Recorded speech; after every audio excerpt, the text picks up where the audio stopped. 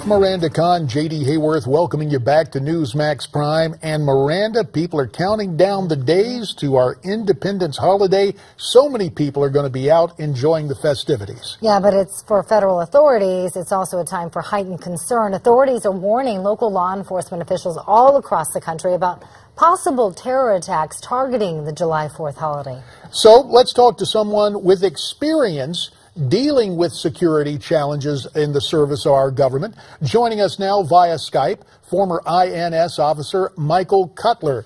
Michael, you've heard the reports. It seems there's been a lot of the media attention coming from elected officials, the Secretary of Homeland Security. Do you believe these reports of an ISIS threat soon are credible? Yeah, I do. And, you know, we saw what just happened overseas, 3 attacks in one day. But, you know, what's so remarkable, by the way, thank you for having me. Thank you for covering this important topic, J.D. You've been doing a great job of being on top of this situation. Nobody is talking about the findings or recommendations of the 9/11 Commission report. You know, I provided testimony to that body. And you and I first met when I did a hearing 5 weeks right after 9/11 in Washington on the nexus between immigration and terrorism. How is it that our leaders and the news media, for the most part, are ignoring that nexus? Well, Michael, let me ask you, federal authorities issued an intelligence bulletin calling for local law enforcement, as we mentioned, to be on high alert during this holiday.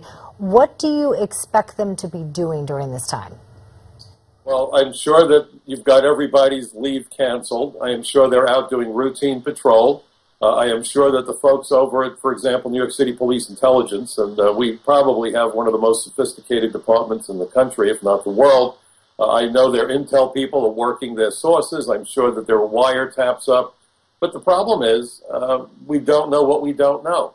You know, somebody once said that an effective spy is somebody who would not attract the attention of a waiter or waitress at a greasy spoon diner. You could say the same of a terrorist. People might have passed the 9/11 terrorists in the street 2 days before the attacks and not realized the threat that they posed to us. In your mind, Michael, are we at a same risk level that we were pre-9/11, or is the risk level even greater for us now? No, I'm nostalgic for September 10th, 2001, and I'm not alone in this. Mike McCall, the chairman of the House Oversight Committee over Homeland Security, Congressman Nunes, the chairman of the House Intelligence Committee, are all saying that they believe that today we are at the highest threat level probably in history. So with all that going on, it's a hell of a backdrop, isn't it? So then, Michael, what should we be doing? We should be using immigration as a tool in that toolbox. You know, it's not coincidental that the Joint Terrorism Task Force has immigration agents on board with them. I've worked closely with the FBI in my career. I spent half my time on narcotics investigations, but I've been involved in the arrest of several terrorists during the course of my 30 years. And immigration is a critical issue.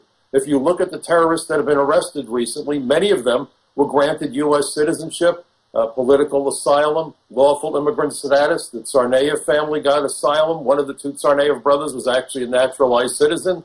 They just arrested a terrorist in Ohio who had been granted citizenship, and for him, citizenship was part of the plan. He wanted to get a U.S. passport to facilitate his travel to Syria. Incredibly, and I wrote an article for Front Page magazine about it, incredibly, they did not charge him with naturalization fraud. They did charge him with supporting terrorist organizations and lying to an FBI agent when he gets out of jail. So we won't be able to deport him. Let me ask you this, Michael. We've got about a minute and a half remaining. Sure. And there are so many problems and so much seeming inattention to the border and with the immigration situation as it exists today.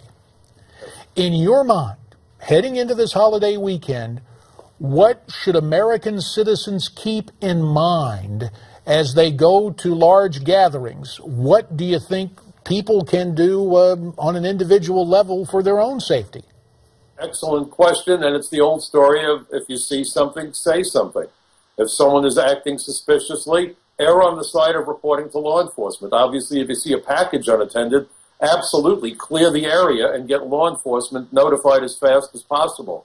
You know, this shouldn't stop us from going about our lives, but we really need to make our politicians accountable. We need to raise these issues, especially as the political campaigns ramp up for the 2016 election. Michael, how do you find that balance, though, between living in fear and protecting yourself? Got about 30 seconds remaining, Michael. We always live that balance. Benjamin Franklin said that if you're totally unwilling to take risks, you're going to lose your liberty as well as your freedom. But we have to err on the side of caution. Foreign nationals do not have an inherent right to enter the United States. Our immigration laws should be enforced with the understanding that the 9/11 Commission was clear.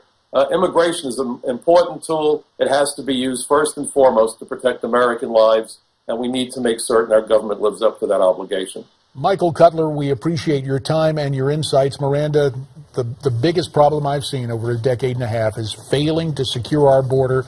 That problem's been compounded now with bureaucratic shenanigans involving immigration. Stay tuned. There's lots more Newsmax Prime right after this.